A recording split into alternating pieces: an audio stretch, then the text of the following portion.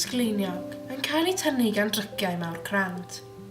Un ar ôl y llall yn cropian drwy'r dref tuag atlan y môr.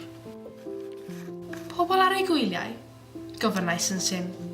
Roedd ein tref ni'n denu llawer o ymwelwyr yn yr haf.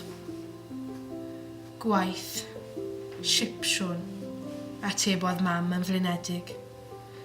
Roedd ganddi baned o de yn ei llaw, oedd yn edrych yn oer, heb stem yn codi ohoni o gwbl. Sipsiwn, edrychais allan eto. O'n i'n meddwl mae carafannau pren lliwgar oedd ganddyn nhw. Mae'r rheini wedi hen fynd, carafans crand fel ma sydd ganddyn nhw rwan. Cŵl. Nac ydi wir, dydy o ddim yn cŵl. Mi fydd y dad yn wyllt gacwn. Trodd mam ar ei sawdl a gadael y llofft. Ac wrth i mi edrych allan ar yr olaf o'r carafannau yn taranu heibio. Meddyliais, sut fed y rhywun fod yn wyllt gacwn am lwyth o garafans?